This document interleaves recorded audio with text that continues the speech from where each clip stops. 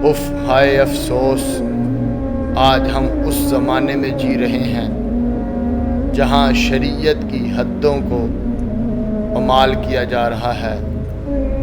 आज बलूचिस्तान की वो लड़की क्या खूब जुमले कह गई कि निकाह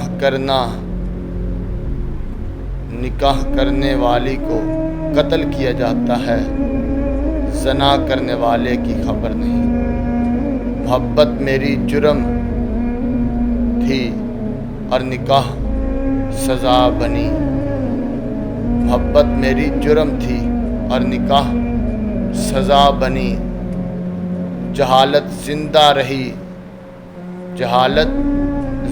रही और शरीयत खिफा खड़ी रही।